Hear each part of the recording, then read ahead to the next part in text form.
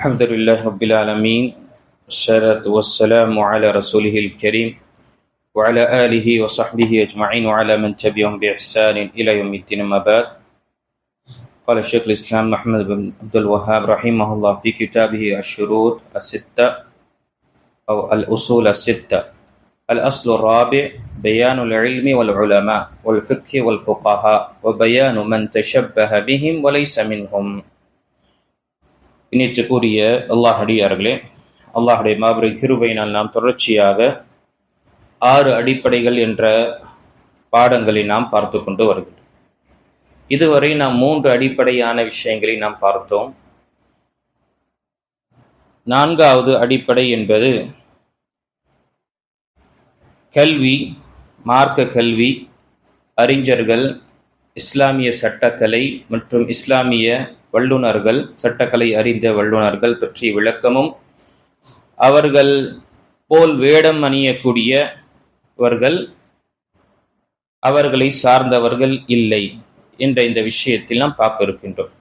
அல்லாஹு தஆலா தன்னுடைய திருமறையில் இதை பற்றி தெளிவாக சூரத்து பக்ராவுடைய 40 47 வசனம் வரை இந்த விஷயத்தை அல்லாஹு தஆலா தெரியப்படுத்தியிருக்க நம்முடைய மார்க்க சட்டங்கள், அவனுடைய கட்டளைகள், இது பனி இஸ்ரேல்களுக்கு அல்லாஹு தஆலா ஏற்படுத்தி, அல்லாஹு தஆலா தன்னுடைய எல்லா அருட்கொடைகள் அவர்கள் மீது பொழியச் செய்தான். பிறகு அவர்களுக்கு சத்தியத்துடைய கட்டளையும் அல்லாஹு தஆலா அவன் கொடுத்தான். அது அல்லாஹ் தன்னுடைய திருமறையில சூரத்துல் பக்ராவுடைய 40வது வசனத்தில் சொல்லும் பொழுது, யா பனி இஸ்ராயீல் அத்குரு நிஅமதி அல்லதி அன்அம்து அலைக்கும் வஅஃபு பிஅஹ்தி ஊஃபி பிஅஹ்திக்கும் வஇய்யாய ஃபர்ஹபூன். இஸ்ராயேலின் சந்ததியினரே, நான் உங்களுக்கு அளித்த என்னுடைய அருட்கொடையை நினைவு கூறுங்கள். நீங்கள் என் வாக்குறுதியை நிறைவேற்றுங்கள், நான் உங்கள் வாக்குறுதியை நிறைவேற்றுவேன். மேலும் நீங்கள் வேறெவருக்கும் அஞ்சாது எனக்கே அஞ்சுவீர்களாக. இன்னும் நான் இறக்கிய வேதத்தை நம்புங்கள். இது உங்களிடம் உள்ள வேதத்தை மெய்யாக்குகின்றது. நீங்கள் அதை ஏற்க மறுப்பவர்களில் முதன்மையானவர்களாக ஆகிவிட வேண்டாம். மேலும் என் திருவசனங்களை சொற்ப விலைக்கு விற்று விடாதீர்கள். இன்னும் எனக்கே நீங்கள் அஞ்சி வருவீர்களாக. இப்படி அல்லாஹு தஆலா இங்கு நமக்கு கட்டளையிட்டிருக்கிறார். இங்கு இந்த அமர்வில் நாம் பார்க்கக்கூடிய விஷயம் முதல் கல்வி. கல்வி என்பது எது? கல்வி, மார்க்க கல்வி என்று கூறுகின்றோம், அல்லது கல்வி என்று எந்த விஷயத்தை கூறுவோம்? அல்லாஹு தஆலா நபிமார்களுக்கு கொடுத்த நேர்வழியை பெற்றுக்கு தரக்கூடிய கல்விதான் என்ன?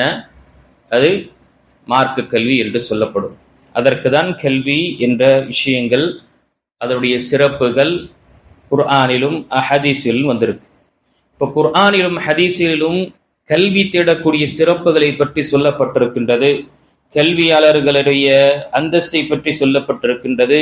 கல்வியாளர்களுக்கு ஒட்டுமொத்த படைப்பினவங்களும் பாவ மன்னிப்பும் அவர்களுக்காக துஆ செய்கின்றார்கள் என்று சொல்லப்பட்ட அனைத்து கல்வியையும் பார்க்கும் பொழுது இது மார்க்க கல்வி தேடக்கூடியவர்களுக்கு தான். மார்க்க கல்வி தேடக்கூடியவர்களுக்கு தான் இவ்வளவு சிறப்புகளையும் இவ்வளவு சிலாகித்து அல்லாஹு தஆலா தன்னுடைய திருமுறையிலும் நபிகள் நாயகம் ஸல்லல்லாஹு அலைஹி வஸல்லம் தன்னுடைய சஹீஹான ஹதீஸ்களை பதிவு செய்திருக்கின்றார்கள். அப்போ இங்கு இதை தவிர மற்ற கல்வி என்று பார்க்கும் பொழுது, அதான் அல்லாஹு தஆலா தன்னுடைய சூரத்து ஜுமருடைய 9வது வசனத்தில், குல் ஹல் யஸ்தவில் லதீன யஅலமூன வல்லதீன லா யஅலமூன். நபியே, கேளுங்கள் மக்களிடம், கல்வி ஞானம் பெற்றவர்களும் கல்வி ஞானம் பெறாதவர்களாக இருக்கக்கூடிய, அறியாமல் இருக்கக்கூடிய இருவர்களும் சமமாவார்களா? அறிந்து ஒரு மனிதன் செய்வதும் அறியாமல் ஒரு மனிதன் செய்வதும் இது ரெண்டுமே சமமாகுமா? அறிந்தவர்களும் அறியாதவர்களும் சமமாக ஆக மாட்டார்கள். இன்னமா யதக்கரு உலுல் அல்பாப். இந்த உவமையும் இந்த எடுத்துக்காட்டை தெளிவாக புரியக்கூடியவர் யார்? சிந்திக்கக்கூடியவர் தான், அறிவுள்ளவர்களுக்கு தான் இந்த எடுத்துக்காட்டிலிருந்து படிப்பினை இருக்கின்றது என்று அல்லாஹ் தன்னுடைய திருமறையில் குறிப்பிட்டார். அதே போல சஹீல் புகாரில் வரக்கூடிய ஹதீஸ் இதையும் நமக்கு வலியுறுத்துகின்றது. மை யுரிதில்லாஹு பிஹி கைரன் யுஃபக்கிஹு ஃபித்தீன். அல்லாஹு தஆலா யாருக்கு நலனை நாடுகின்றானோ அல்லாஹு தஆலா அவர்களுக்கு மார்க்க கல்வியின் பாக்கியத்தை கொடுக்கின்றார். கல்வி என்பது கண்ணியத்துக்குரிய அல்லாஹ் அடியார்களே, அது இன்ஃபர்மேஷன் கிடையாது. ஏதோ 4 தட்டு தட்டி மொபைல்லையோ அல்லது லேப்டாப்லேயோ அடிச்சுட்டு நெட்டு மூலமாக அது என்ன கக்குகின்றதோ அதை அறியக்கூடியது கல்வி கிடையாது. கல்வி ஒரு மனிதனை பதப்படுத்தும், கல்வி ஒரு மனிதனை சீராக்கும், அவன் இருக்கக்கூடிய அந்த அறியாமையிலிருந்து அவனை அகற்றி அல்லாஹை வணங்கக்கூடிய ஒரு நல்லடியானாக ஆக்கும். எந்த கல்வி அவனுடைய வாழ்க்கையில் பிரதிபலனை ஏற்படுத்தவில்லை என்றால் அது கல்வியாக இருக்காது, அது வெறும் ஒரு செய்தியாகத்தான் இருக்கும். அதுக்காக அரபியில பார்க்கும் பொழுது அல் இல்முக்கும் அல் மாரிஃபாவுக்கும் ரெண்டும் வித்தியாசம் உள்ளது. அல் இல்ம் என்று சொல்லும் பொழுது எந்த கல்வி மனிதன் தெளிவாக புரிந்து அது தன்னுடைய அதில் தர்பியத்தும் வரக்கூடியதாக இருக்கும். அதே மாரிஃபா என்று சொன்னால் அதற்கு இன்ஃபார்மேஷன் என்று சொல்லப்படுது. அது எங்கு வேண்டும் என்றாலும் மனிதன் எடுத்துக்கொள்வான். அது உண்மையா தவறா சத்தியமா அசத்தியமா என்று எதுவுமே தெரியாது.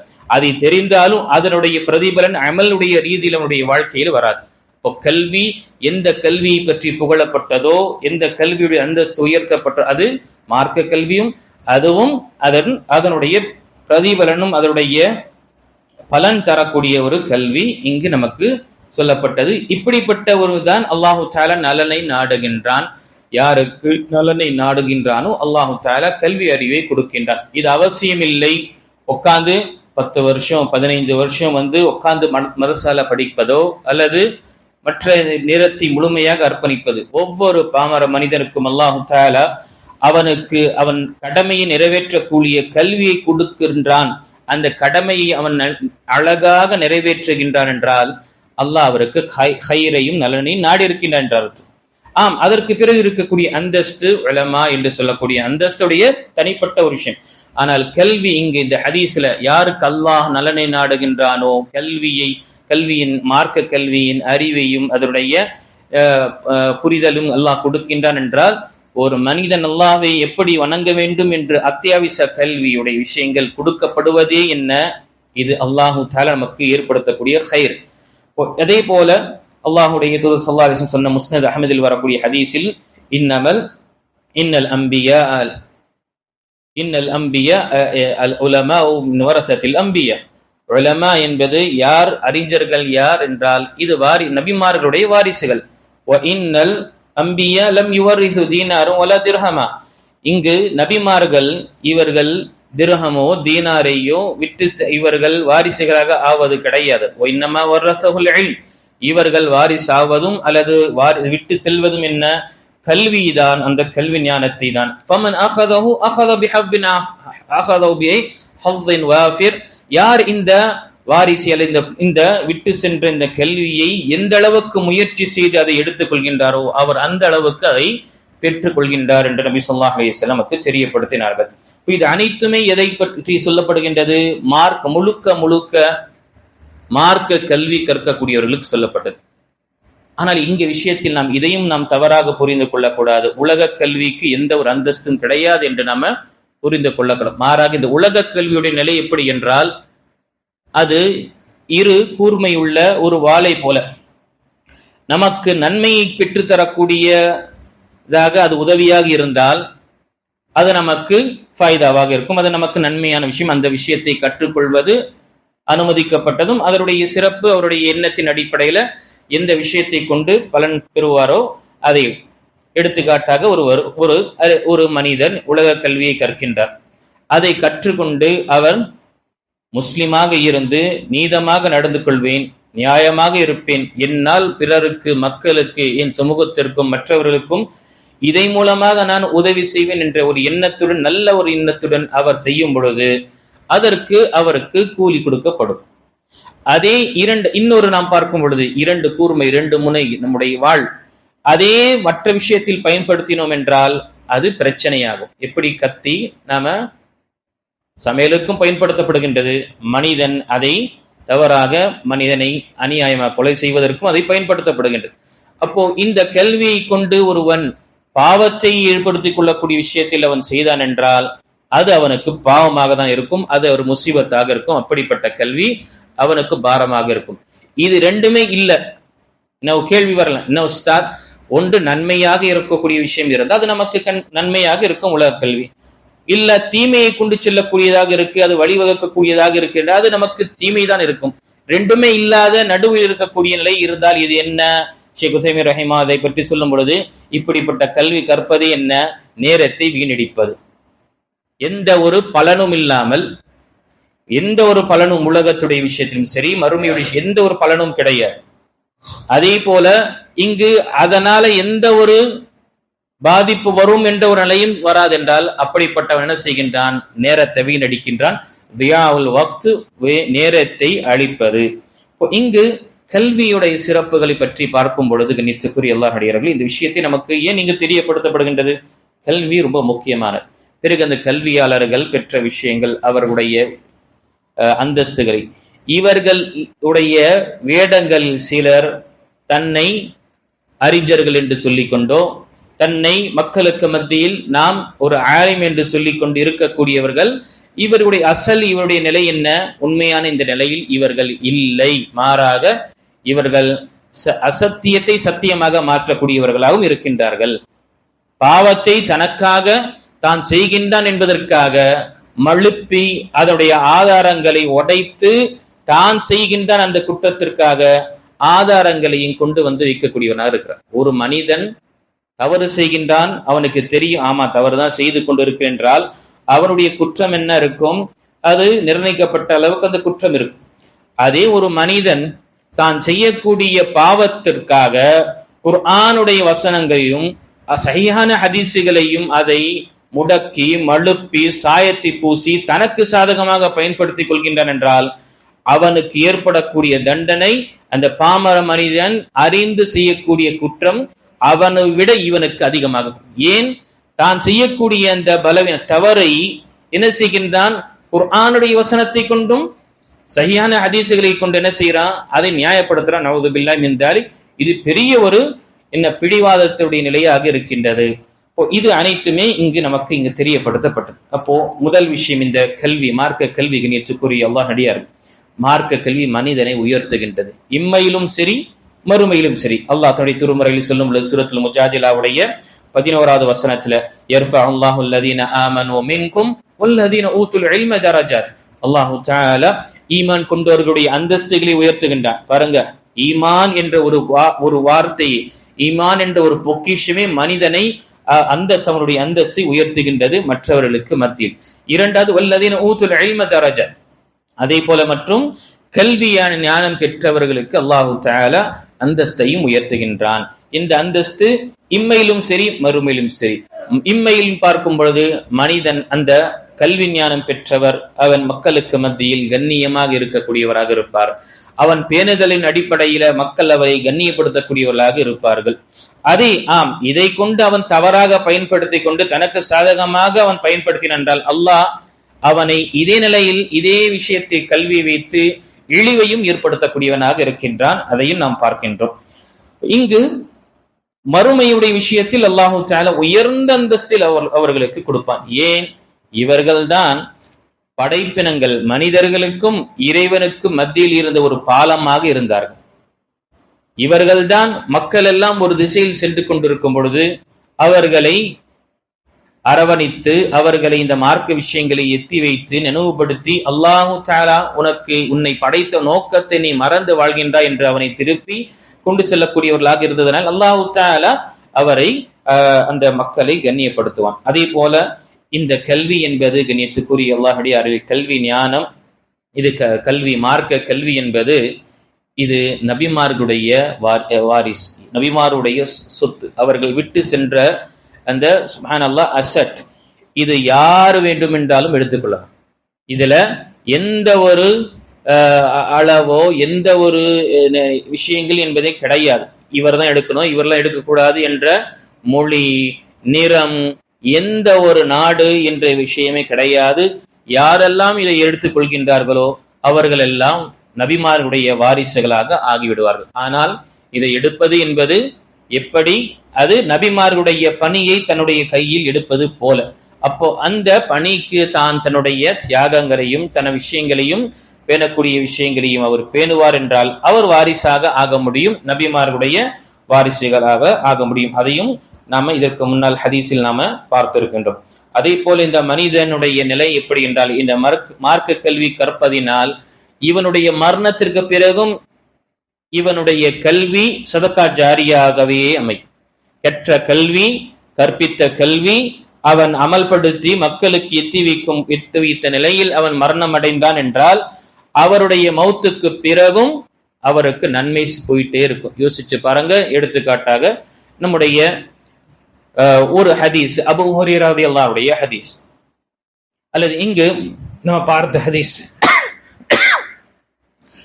அல்லாஹு தஆலா யாருக்கு நலனை நாடுகின்றானோ அவர்களுக்கு கல்வி ஞானத்தை, மார்க்க கல்வி ஞானத்தை, அறிவை கொடுக்கின்றான்.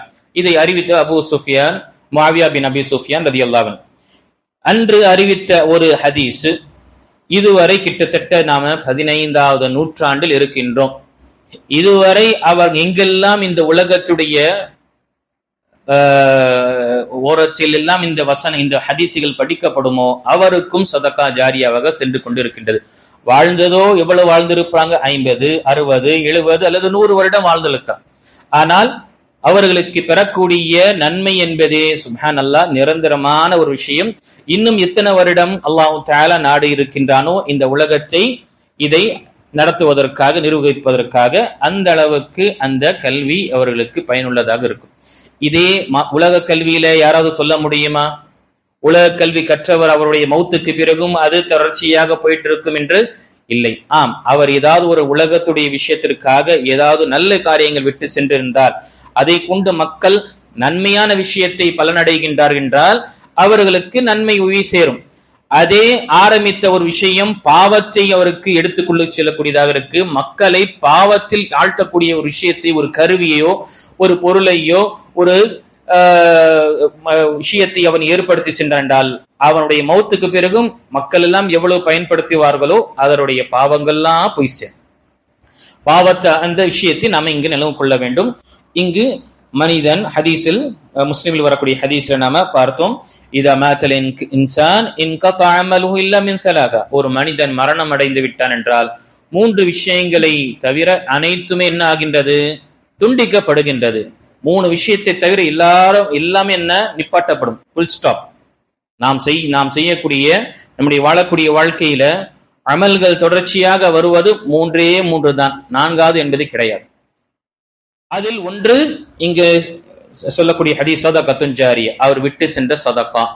அது பள்ளியாக இருக்கலாம் அல்லது மற்ற எதுவாக இருக்கலாம், கல்வியாகவும் இருக்கலாம். விட்டு சென்ற அவர் கல்வி, அவர் மூலமாக மக்களுக்கு அல்லாஹு தஆலாவுடைய அறிமுகம் வருந்தது. இவர் மூலமாக மக்கள் இஸ்லாத்தை தழுவினார்கள். அப்போ இவர் விட்டு செல்லக்கூடிய சதகா ஜாரியா நிலையான தர்மம், அது கல்வியும் அடங்கும்.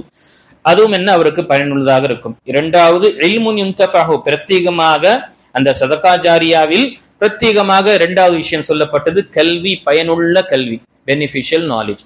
எந்த நாலேஜ் மக்களுக்கு பயனுள்ளதாக பலனுள்ளதாக இருக்கின்றதோ அதுவும் என்ன?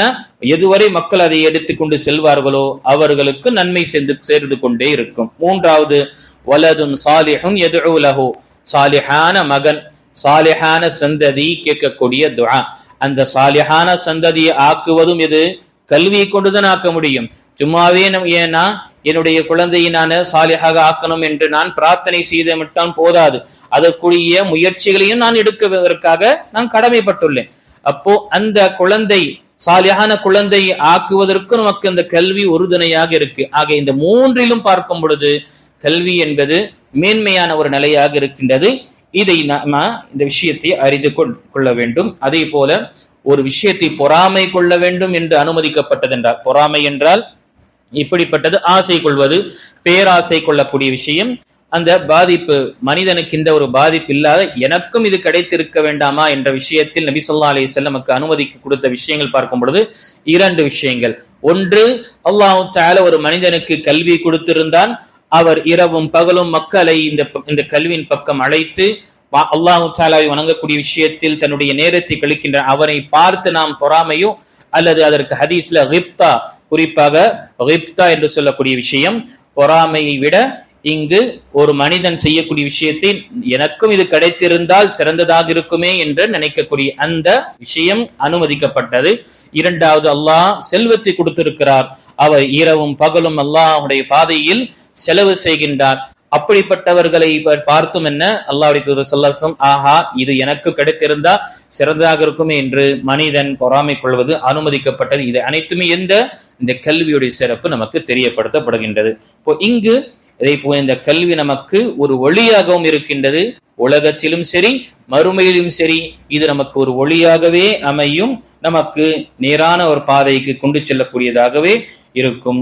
அதே போல இந்த கல்வியாளர்கள் நமக்கு ஒரு ஒளியை போன்று மக்களுக்கு அவர் வழி கட்டக்கூடிய விஷயத்திலிருந்து அவர்களை மீட்டெடுத்து நேரான வழியில் காண்பிக்கக்கூடியவர்கள் தான் அறிஞர்களாக இருக்கின்றார்கள் என்று இங்கு தெரியப்படுத்திவிட்டு, இதற்கு பிறகு இந்த அறிஞர்களும் இபாதத் செய்த, குறிப்பாக வணக்க வழிபாடு செய்யக்கூடியவர்களுக்கு வித்தியாசத்தை பற்றி தெரியப்படுத்தும் பொழுது, அந்த 99 நபரை கொலை செய்த பனி இஸ்ரேலுடைய அந்த சம்பவம் குறிப்பாக நமக்கு இது புகாரி மற்றும் முஸ்லிமில் வரக்கூடிய ஹதீஸ்ல இருக்கின்றது. ரியாதுஸ் சாலிஹீனில் நாம் பார்த்தோம், 99 கொலை செய்தவன் அவனுடைய உள்ளத்தில் பாவம், அந்த குற்ற உணர்வு, தவறு அவனுக்கு உணர்த்தி கொண்டே இருந்தது. அவன் செய்த அந்த தவறை உணர்ந்து கொண்டே இருந்தான், நான் தவறு செய்கின்றேனே என்று.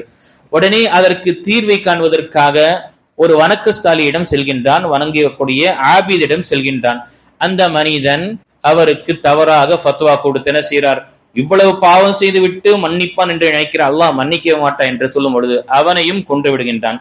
அதே திரும்பவும் அவனுக்கு உள்ளத்தில் அந்த உறுத்தல் இருந்து கொண்டே இருக்கின்றது. அந்த நப்சே லவ்வாமா என்று சொல்லக்கூடிய சபிக்கக்கூடிய அந்த நப்ஸ் அந்த மனிதனை செய்து கொண்டே இருக்கும் பொழுது திரும்பவும் தேடுகின்றான், ஒரு அறிஞரை சந்திக்கின்றான். அந்த அறிஞர் அவன் கேட்கக்கூடிய கேள்விக்கு சொல்லும் பொழுது, உனக்கும் மத்தியிலும் இறைவனுக்கு மத்தியில் நான் யார் இருக்கக்கூடியவன், கண்டிப்பாக அவன் உன்னை மன்னிக்க கூடியவன் என்று சொல்லி சில வழிமுறைகளை அவர்களுக்கு தெரியப்படுத்தினார்கள். இதிலே நாம் அறிந்து கொள்ளலாம், ஒரு வணக்கஸ்தாலியா குறிப்பாக வணங்கக்கூடிய ஒரு மனிதன், அதே போல கல்வியை கொண்டு இருக்கக்கூடிய மனிதர்களுக்கு மத்தியில் இங்கு வித்தியாசம் நாம் பார்க்கின்றோம்.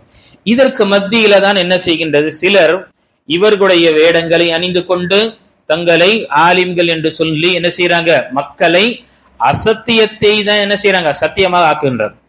சத்தியத்தை விட்டு விட்டு மறக்கடிக்க வைத்து அசத்தியத்தை சத்தியமாக அவங்க முன்னாடி வைக்கிறாங்க. பார்க்கிறோமா இல்லையா, கபர் வழிபாடுடைய விஷயங்கள் என்னெல்லாம் செய்யப்படுகின்றது, குர்ஆனிலும் சஹீஹான ஹதீஸ்களையும் எடுத்து என்ன செய்யறாங்க, கபர் வழிபாடு செய்யக்கூடிய விஷயங்களுக்கு வலியுறுத்தக்கூடிய அந்த அசத்தியத்தை என்ன செய்யறாங்க, மக்களுக்கு பிரகடனப்படுத்துறாங்க.